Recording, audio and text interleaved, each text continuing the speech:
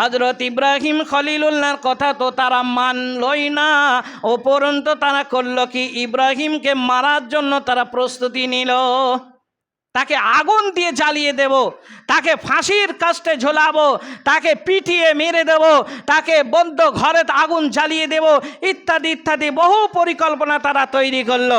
যখন দেখলেন ইব্রাহিম খলিলুল্লাহ, যখন দেখলেন যে আমার কথা এরা মানতে রাজি নয়, আমাকে এরা মেনে নিতে চায় না, এখন আমি কি করব?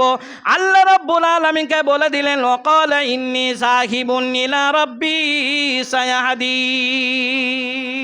দেশবাসীদের দিকে লক্ষ্য করে এই কথাটা বললেন। সূরা সাফ করে দেখেন কি বললেন, ওয়ালা ইন্নী যাহিবুন ইলা রাব্বি সায়াহদিন। তোমরা তো আল্লাহর রাস্তা চিনতে চাও না, আল্লাহর রাস্তা তোমরা মেনে নিতে চাও না, বুঝে নিতে চাও না। আমি ইব্রাহিমকে মারার জন্য